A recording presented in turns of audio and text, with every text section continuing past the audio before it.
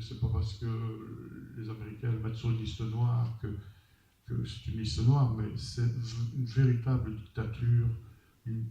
On peut, je dirais, bon, c'est vrai qu'on pourrait mettre aussi le roi d'Arabie Saoudite sur la même liste, hein, mais je veux dire, Béchir fait partie de ces gens qui sont vraiment des personnes qui appliquent une dictature plutôt dure. Oui. Au Soudan du Sud, il y a une terrible guerre civile. Là, oui, aussi, oui. C'est terrible ce qui se passe. Oui. C'est un massacre entre eux. Ouais. Mais ici, c'est pour expliquer à madame la différence entre le Soudan du Sud et le Soudan du Nord. Je n'ai pas dit que le Soudan du Sud allait beaucoup mieux que le Soudan du Nord. Je dis simplement que voilà, quoi. Je crois que monsieur... Oui, vous.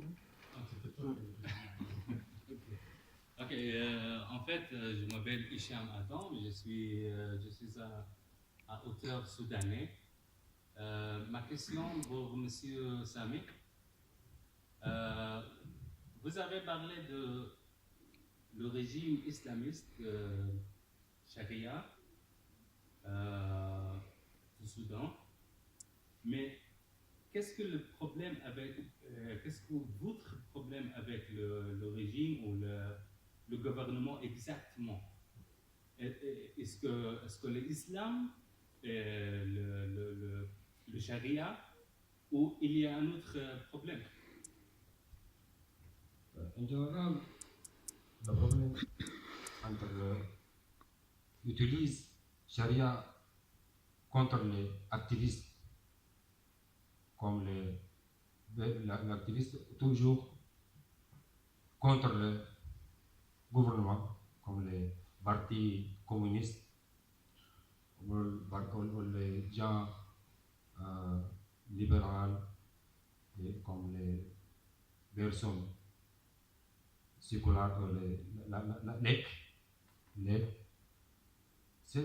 le gouvernement utilise la religion ou en politique.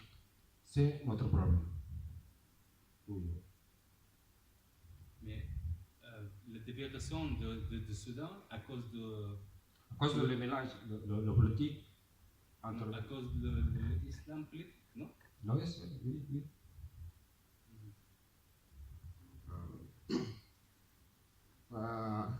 Concernant votre question, le Soudan, le régime du Soudan, il a utilisé l'islam comme le rideau.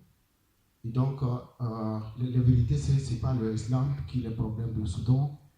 Le problème, c'est le manque d'égalité et de justice. C'est le problème. Donc, le Soudan, s'il y a plusieurs dirigeants, il y a le régime qui ne pas respecter l'autre religion. Donc, au Soudan, il y en a qui ne sont pas des Arabes, donc ils sont forcés les gens de devenir arabes ou soit devenir musulmans. C'est ça aussi, c'est un grand problème entre les majorités des Soudanais. C'est ça qu'il faut respecter et vivre ensemble. C'est ça la question. Le problème, l'islam ou les musulmans? Qu'est-ce que le problème alors? Je me permets d'intervenir. Ce qui veut dire, c'est la religion, en l'occurrence, la religion, c'est pas ça, quoi. Celui qui, de manière privée, applique les musulmans ou l'islam, il n'y a rien là-dessus. C'est comme un peu ici. Même ici, on peut dire que de temps en temps, notre passé judéo-chrétien nous rattrape, et de temps en temps, il y a des trucs qui ne sont pas normaux dans ce qui se passe même chez nous. Et là, c'est vraiment utiliser la religion, alors que ça devrait rester la sphère privée et que j'ai un super respect pour la religion musulmane, l'utiliser pour vraiment appliquer une loi stricte qui non seulement contre toute forme de vie politique, qui parlait du Parti communiste soudanais, mais d'autres formes, par exemple, des gens qui essayent de se constituer, on a vu tout à l'heure, constituer par exemple une ébauche de syndicats ou une histoire comme ça, systématiquement, ils sont balayés. C'est le pays vraiment un des plus durs là-dessus.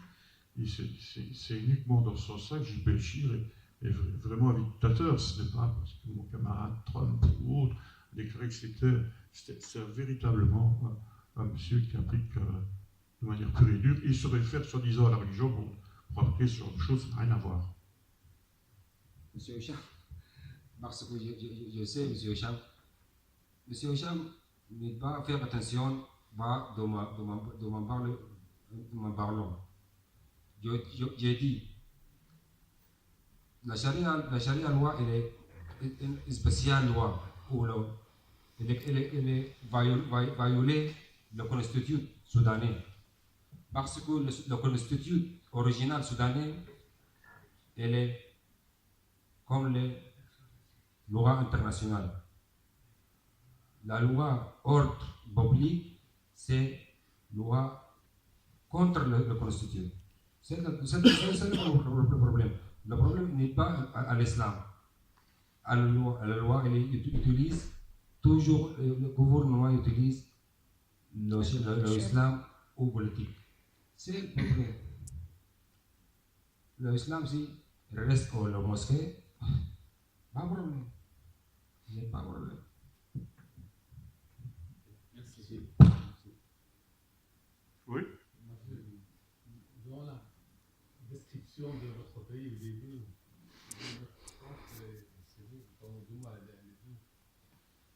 Vous avez dit que le Soudan a été conquis à plusieurs reprises. À partir de quand, en fait, ces conquêtes ont été faites? Est-ce récent ou il y a 200 ans, il y a 300? Le Soudan est plutôt arabe ou à majorité musulman? On ne sait pas ce mixage. Donc de loin, l'image qu'on a, il y a un dictateur, il applique une charia, mais la population en elle-même, quelle est sa composition? Il y a 35 millions d'habitants, c'est comment le président s'appelle? Al-Bashir. Al-Bashir et sa clique, ils sont 1 million, 2 ou 10 dans les 35, qui suit Bachir dans sa manière de gérer le pays. Il y a 135 tribus en Soudan, donc je ne sais pas lequel il fait partie. C'est pour connaître une image plus complète par rapport à la gestion du pays. Donc, le Soudan, c'était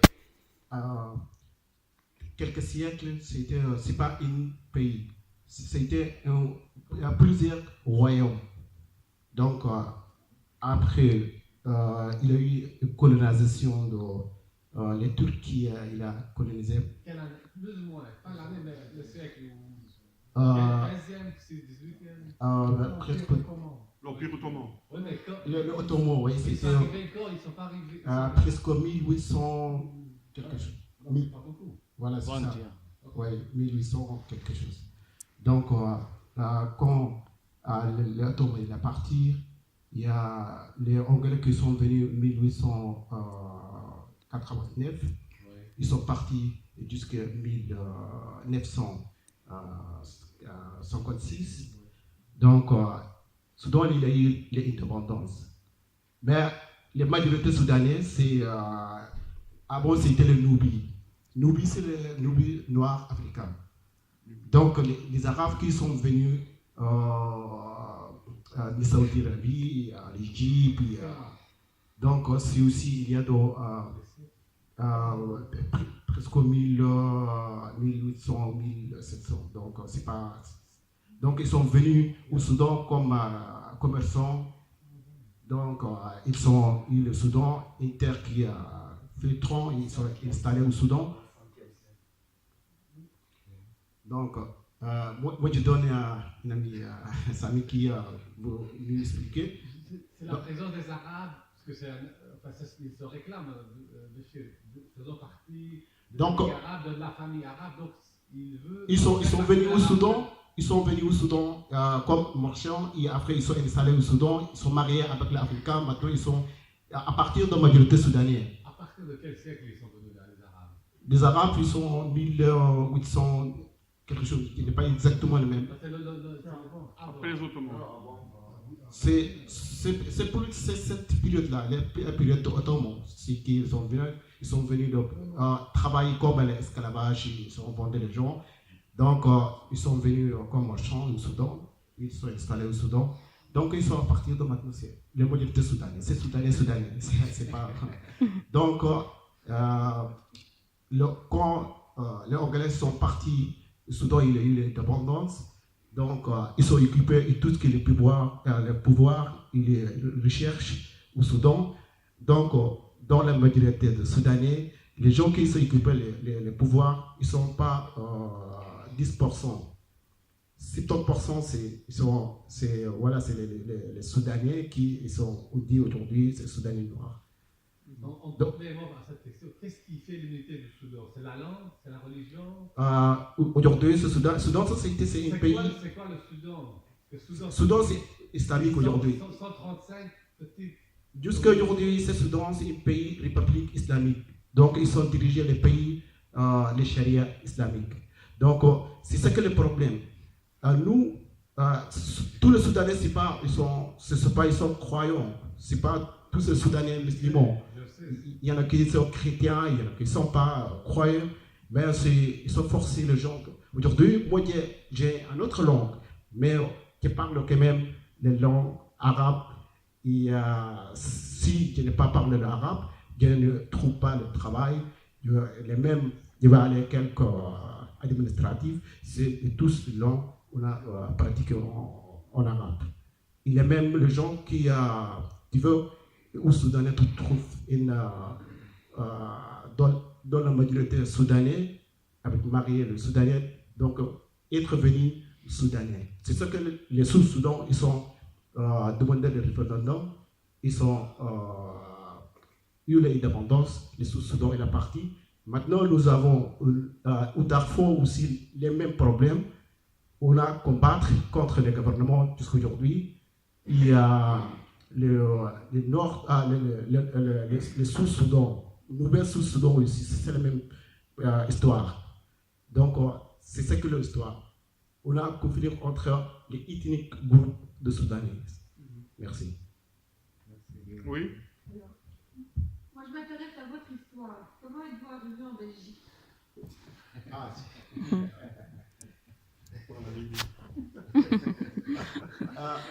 Tout ce qui a les migrations qui sont venues les pays occidentaux, c'est un chemin qui a traversé, c'est la Libye.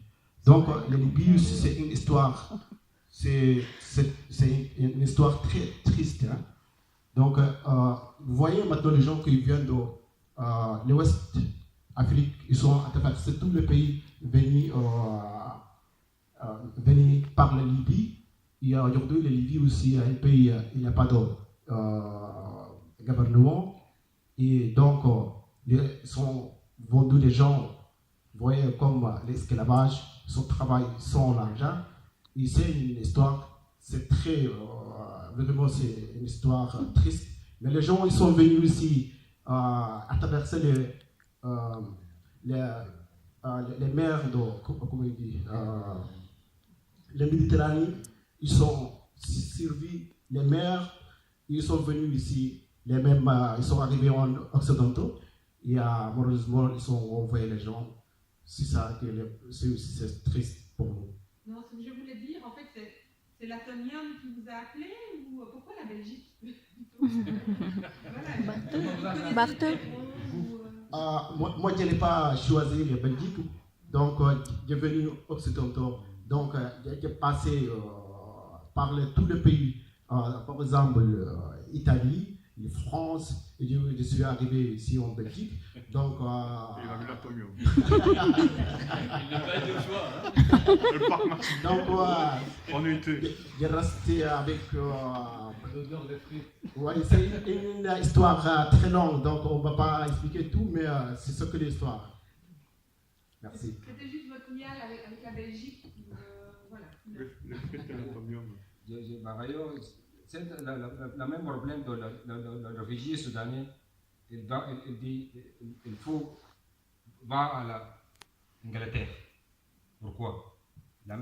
Parce que le Soudanais, il considérait Londres et l'Europe. Quand je suis au Soudan, je ne sais pas, c'est juste Londres. L'Europe. Londres. Parce que L'anglais. À cause de. Oui. que les migrants, les réfugiés, d'où qu'ils viennent, ne choisissent pas l'endroit où ils vont. Ils restent là où ils peuvent rester, là où on les accueille mieux. Donc ça, c'est important. Je veux dire, Exactement. ce n'est jamais un choix. Non. Les gens qui quittent leur pays ne choisissent pas de quitter au départ. Et donc, Voilà, c'est ça. où que ce soit, c'est toujours mieux que l'endroit où on vient. Moi, ce qui m'intéresse, puisque vous êtes là depuis quelques années en Belgique, là, je suppose, je ne sais pas, est-ce qu'il y a une diaspora soudanaise qui s'organise, parce que j'ai pu comprendre, au-delà des différences ou pas qu'il peut y avoir au niveau religieux, votre combat il est pour politique. Et donc je me dis, est-ce que vous êtes organisé? Est-ce qu'il y a une diaspora qui se réunit, un groupe de personnes qui ont la même préoccupation politique de la situation au Soudan? Vous vous réunissez? Est-ce que vous êtes plusieurs? Voilà, moi c'est savoir ce qui se passe maintenant ici. Comment est-ce que vous gérez tout ça? Ici en Belgique, il y a plusieurs Soudanais activistes. On a collaboré à notre activiste. On a fait plusieurs manifestations à Bruxelles il y a quelques années. L'année passée aussi, on a fait plusieurs activités. Aussi, on a réuni aussi, s'il y a un problème au Soudan, on a réuni, on discute. Donc, on a aussi bien organisé.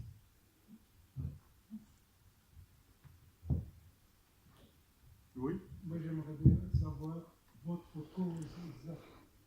Si j'ai bien compris, ce que vous voulez, c'est que le Soudan sépare la religion de la politique. C'est ça votre cause.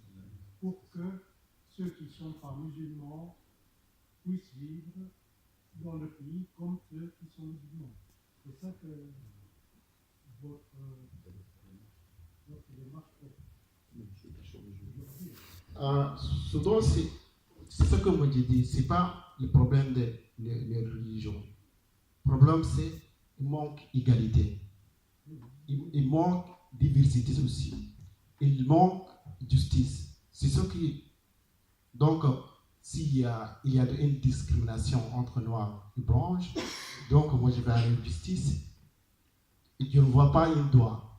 C'est ça le conflit. Donc, ils sont une petite partie qui sont équipés, tous les pouvoirs et les richesses. Donc, tous les Soudanais sont protestés contre ça. Et aujourd'hui, on va partager les pouvoirs et les richesses. C'est ce que seulement. Donc, il y a plusieurs rebelles. Et maintenant, jusqu'à aujourd'hui, on a une grande crise économique au Soudan. Il y a les autorités soudanaises sont protestés contre le gouvernement. J'espère qu'ils sont les victoires. Mais ce n'est pas le problème de religion. Le problème, c'est l'égalité et la justice. Alors, le problème du Soudan, c'est pour l'identité ou pour l'islam contre l'autre? Je n'ai pas bien compris. Quel est exactement le problème du Soudan? C'est pour l'identité? Ouais. Est-ce que le Soudan, c'est pays d'Arabes, c'est pays d'Africains? Au début, c'est un pays africain. Jusqu'à aujourd'hui, ce Soudan, c'est un pays africain. Ouais. Donc, le Soudan, c'est dans le continent d'Afrique. Mais voilà, il y a une majorité arabe. Ils sont dit qu'on est arabe, c'est on a accepté quand même. On n'a pas contre de personnes qui disent c'est arabe. Donc, on a accepté les différents. On respectait aussi les différents. Mais eux, ils ne respectaient pas. C'est ça que notre problème au Soudan. Nous, on a accepté tout. Les musulmans, les chrétiens, les personnes qui ne croient pas, on a accepté tout. Accepter les différences. Oui. Une question un peu provocatrice peut-être. Est-ce que vous pensez qu'on est dans une maison à laïcité? Est-ce que vous pensez qu'il est réaliste de penser d'avoir un gouvernement de justice sociale et d'égalité avec un gouvernement Laïque. non laïque, religieux et qui en plus se base sur la charia. Est-ce que vous pensez que c'est possible d'avoir l'égalité et la justice avec un gouvernement qui prône la charia? Voilà. À mon avis, elle est possible. C'est possible. Mais avec ce gouvernement, elle est impossible. Mais au Soudan, comme tous les Moyen-Orient et l'Afrique, il a tout autorité. Les sociales autorités, les politiques. Le politique, le constitue toujours le pire. Mais l'autorité sociale, elle est toujours gagnée. C'est notre problème. Notre tradition, comme ça. La constitution soudanaise, elle est autorité de changer votre religion. Mais si vous changez, vous pouvez mort. Je compare ça, je veux dire, à nos civilisations judéo-chrétiennes où la religion était très présente.